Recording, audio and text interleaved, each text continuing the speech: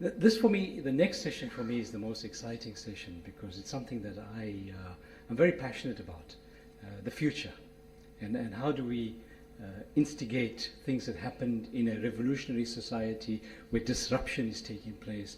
And Maulana Taha Karan is going to talk to us about modern Islamic financial products for waqf, and he's going to concentrate on Takāful, the cryptocurrency, and Sukūk.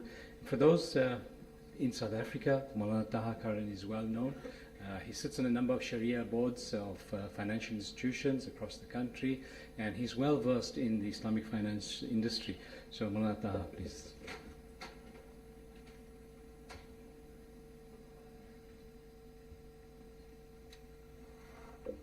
Bismillah walhamdulillah.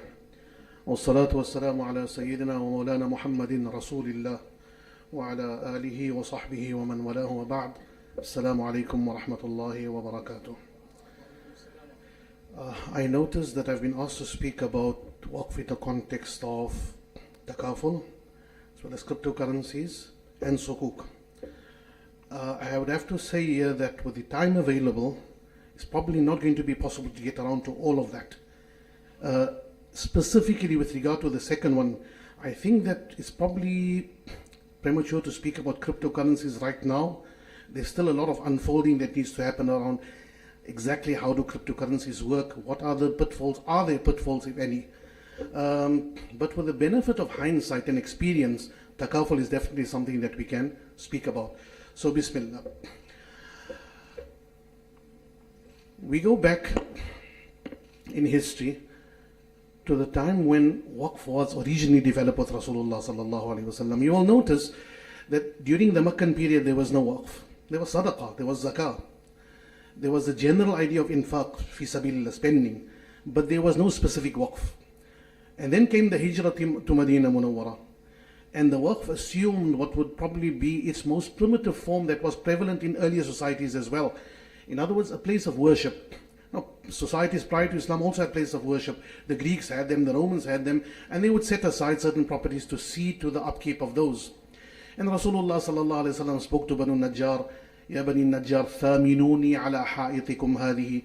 I want to pay you for this piece of land. And they said, we won't take any payment for it, we're giving it fi sabilillah. And there he built his masjid. So the most primitive form that waqf assumes is the building of a place of worship. However, once the conquest of Khaybar had happened, Allah Ta'ala had promised, وَعَدَكُمُ اللَّهُ مَغَانِمَ كَثِيرًا. Allah Ta'ala had promised lots of spoils of war. And suddenly a community that up to that point in time had barely managed to make ends meet, had surplus wealth. This is where Rasulullah sallallahu alaihi wasallam instructed them and told them about waqf. Umar ibn al-Khattab radiyallahu anhu comes to Nabi sallallahu alaihi wasallam and says that I have this land that I got from Khaybar, I would like to give it fi sabilillah. And Rasulullah sallallahu alaihi wasallam teaches him to do what? Habbis aslaha wa sabbil thamraha. Create a waqf. The first instruction of how to create a waqf, and this time it is not for specific religious worship, it becomes a socio-economic thing.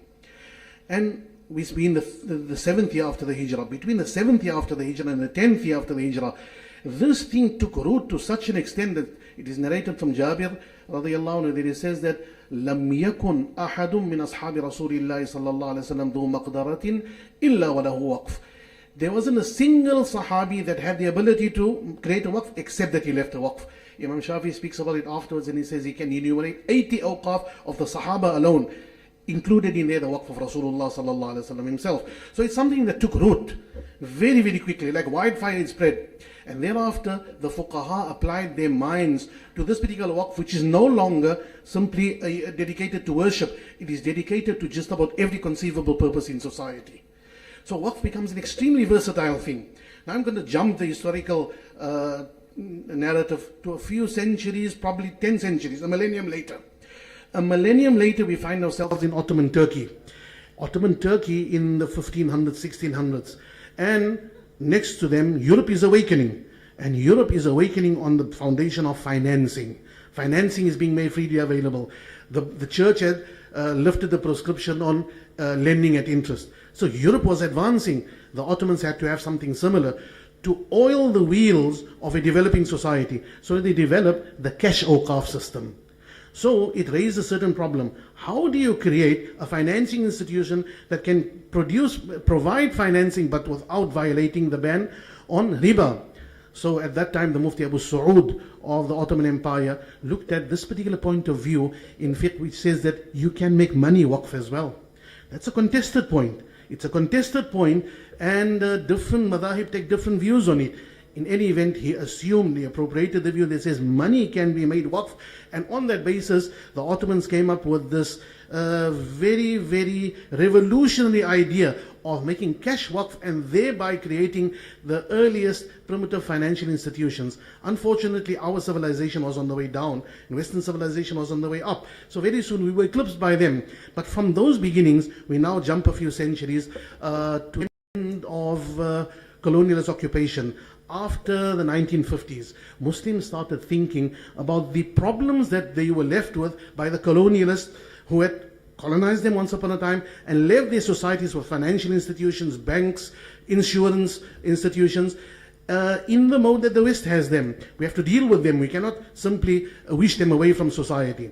So the problem for insurance specifically, how do we deal with them? It was addressed in two ways. Initially, in the Arab world, they looked at the two modes, theoretical two modes of insurance: cooperative insurance and commercial insurance. The long and the short of that is cooperative insurance is declared permissible in a number of various conferences, and that was theoretically set up as the alternative. It did not come into practice till a few decades later. But in the subcontinent, in the Indo-Pak subcontinent in 1964, a group of scholars sat together and they looked for an alternative to this particular feature, which is insurance. How do we deal with it? You can say that insurance is not permissible due to the factors of gharar, due to the factor of riba, due to the factor of qimar that it contains. You can say that it is not permissible, but the story will not be complete until you've provided an alternative. Because as much as it is proscribed and prohibited, people will make use of it because there's a need for it. Now, as a general remark, the subcontinent will generally be more conservative in approach to dealing with exigencies than what the Middle East would be. So here a group of scholars sat together, people of the likes of Mullah Muhammad Yusuf bin Nouri, Mufti Shafi', Mufti Wali Hassan, Mullah Ashiq Ilahi, and at that time Mufti Taqi Uthmani was still very young, in his 20s at the time. They sat together, they came up with a system of insurance based upon waqf. How did they come to that particular solution? What problems did they need to solve to get there? There were basically two obstacles. One was the obstacle of how to design a Takāful product that would satisfy the requirements of the Sharia. Secondly, how to implement it. So in terms of design, they said that there were basically three areas of concern. The first area of concern is, can we find in Sharia something that allows for a reciprocal situation? In other words, where one party gives and the other party takes without entailing gharar, riba and qimar. Without entailing gharar, riba and the whole act of gambling, because that's what makes normal commercial insurance not permissible. They had to find something in Sharia. If you look at the normal contractual structures, a contract is commutative by nature. There's a give and there's a take. So they looked at what the Arabs in the Arab world had, cooperative insurance. They found that from their particular perspective, there is still something commutative about it. You contribute into a pool, and the pool eventually pays you back. So that's commutative. That reciprocity, I constantly stumble over this particular word. That reciprocity, where you give and you take back, they found that to be a problem. Elsewhere, that wasn't found to be a problem, but as I said, greater conservatism here. So they looked, and they found what the Ottomans had done. They had used waqf. Now, what is the story with waqf? What's the secret of waqf? The secret of waqf is its very, very extreme versatility. It can be applied to almost every permissible purpose because waqf is programmable. Waqf is programmable on account of what? On account of the fact that waqf has to act in the way that the founder of the waqf programmed it to act. The previous speakers made mention of the fact that sometimes a person is ruling a waqf from the grave. That's on account of when he lays down conditions, he sets down a certain condition, those conditions have to be respected. The jurists in Islam formulate it into a maxim where they say that شرط الواقف كنص الشارع. When the founder of a waqf makes a condition, it has the same binding authority as if the legislator is Allah Ta'ala himself, as if Allah Ta'ala had made that. So the founder of a waqf has a great amount of latitude in what he can do, what he cannot do. He has a great amount of latitude. If he programs the waqf through his conditions in a particular way, then you can bring about almost any desirable result. So they looked at the waqf and they say that what we'll do with this waqf here, we create a waqf, and the first issue is that to find the mechanism, waqf was the mechanism. Second obstacle, what will be made waqf? Because you need an asset that has to be made waqf. Now normally, in the primitive mode of thinking, waqf is what? You buy a piece of land, you put up a building, call it a masjid, that's waqf. But as we said, that is where waqf begins. That is not what waqf can eventually become. That's not waqf living to its fullest potential. So here the issue comes up, can money be made waqf? And as we said, there are different points of view, both in the Shafi'i school, in the Hanafi school. There are alternative views, not the carried view, alternative views that permit waqf being made, or money being made waqf. Abu Su'ud al-Imadi, back in the time of Sultan Sulaiman, had appropriated this particular view in the Hanafi madhab, which is the view of Imam Muhammad ibn al-Hasan al-Shaybani as the foundation of the cash waqf. It is the carried view in the Maliki school. So taken from there, we created a waqf of money. So essentially what happens, a sum of money is made waqf. Now comes the third problem. The first one, to find the right mechanism. The second thing, to find the right asset to be made waqf. The third is, waqf has to be capable of yielding a continuous usufruct. And what is money?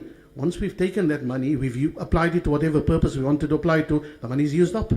How do you replace that particular money? How do you have this constant usufruct? How do you get that? It's not the same as a normal investment. It's not the same as putting up a building, renting it out, and using of that. Remember, this is waqf applied to the specific purposes of insurance, where there's a whole lot of people, let's assume, with cars, and they need their cars insured. So the waqf needs to be able to have a constant stream of income, so that any one of the members of that pool has an accident, we can cover from there, and we can replenish, and it can go on. So for that third problem, the need to yield a continuous usufruct, a distinction was drawn, and this distinction is a classical one. The distinction between what is Mawqūf, the asset that is made waqf itself, and that which is mamlūk lil-waqf, an asset which is not waqf, but is owned by the waqf. It's not waqf in itself, it is owned by the waqf. So you would have heard of my previous speakers mention something about a waqf has its own personality, it has its own dhimma, it is a juristic person on its own. A juristic person is probably defined as something that can own and can owe. It can own property. So the original waqf that was made, the original asset that was made waqf, that original sum that was set aside now owns all the other contributions that are given on a monthly basis towards it.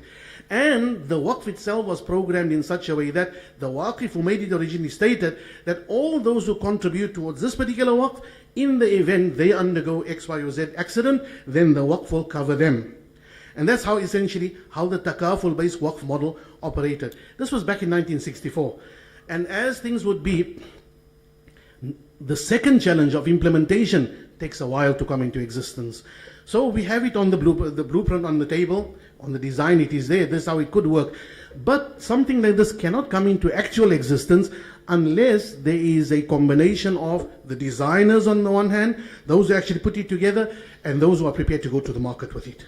Those who are prepared to actually spend money on it, take it to the market it to people, and get them involved. So 1964 came and went, the 70s came and went, the 80s came and went, the 90s came and went, still nothing happened to it. It was just a blueprint lying on the table. It is a matter of special significance to our country, to South Africa, as much as we are behind many other things. In this particular regard, the first implementation of a waqf-based Takāful model started in South Africa. There was a conference in 2002 in Pakistan, and which the idea was once again floated, mooted to everyone. Still, Pakistan didn't take it on, but a group of young men in South Africa, and I'm probably going to mention some names, the Jasat family, Uwais Jasat, his brother Umair, and a group of young ulama, they got together, they decided, let's do this. And they did it. And they started a company called Takāful SA, which has gone to various permutations and operated, became the the blueprint upon which afterwards many other similar waqf institutions were started in Pakistan. And in terms of what we learned from one of our delegates to the previous conference at which I spoke, waqf-based Takāful models are operating today in Malaysia as well. For the most part, in the Middle East and in Southeast Asia, the model of waqf which operates there is the one which is analogous to cooperative insurance, where the difference between the cooperative model and the commercial one is that the pool that exists does not get owned by the insurer. The insurer gets paid a fee for managing it, but the pool exists for the benefit of the members. And in South Africa, we have in fact the Medical Schemes Act, which contemplates a scheme very, very similar to this. So that's what operates in most parts of the world. But the waqf-based model was designed in 1964, was rediscussed in 2002, was implemented in South Africa in 2003, and from here it went to other parts of the world.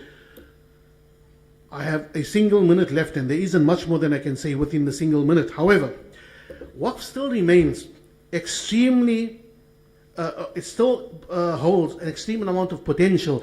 It can be applied with the necessary amount of assiduity, with the necessary amount of, what shall I say, creative thought. This institute of waqf, which Rasulullah taught the Ummah in this very last few years of his life, still holds a potential of creating solutions for this Ummah in ways more than just the one that I've spoken about here. We're speaking about what? Takāful now, the others that we cannot come to on account of lack of time or perhaps lack of adequate information, cryptocurrencies, etc. Future engagements such as this will probably be in a position to take waqf into all of those areas. Once upon a time, waqf was the stepchild of our Muslim civilization. It can once again become the leader, taking this ummah to heights that it had not known before. Wa akhiru da'wana anil hamdulillahi rabbil alameen wa sallallahu ala sayyidina Muhammad wa alihi wa sahbihi ajma'in.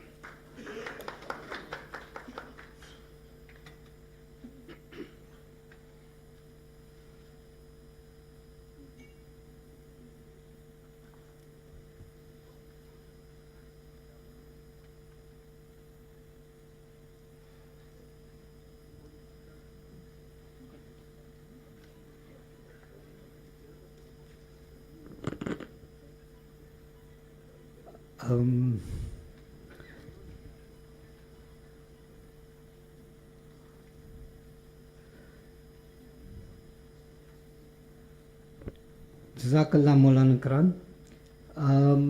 We have run into some time constraints, and I think Maulana Taha Karan has to leave for Jummah Salah. Okay, so we will postpone the Q&A for this session to after Jummah Salah. I think what's left is just the presentation of the certificates to the presenters, and then inshallah we will conclude this session. We are resuming. What are the arrangements in terms of lunch and whatever? Ahmad, will you please just arrangements for Jummah and so on. But can we wait? Let's just present the certificates first. Yeah. Who's that? This is for Dr. Hisham.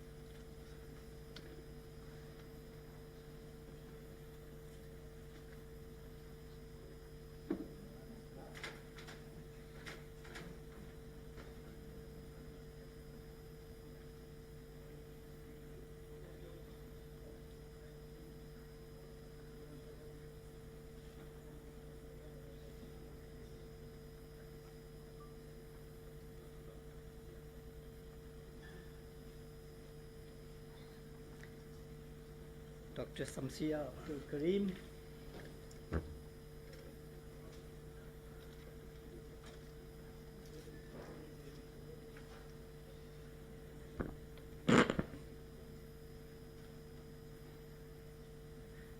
Okay, we'll just a few housekeeping announcements, and then inshallah we'll conclude with this session.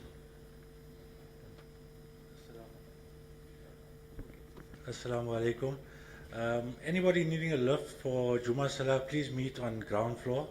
After Salah, we shall be having lunch here. So if you could make your way back here soon.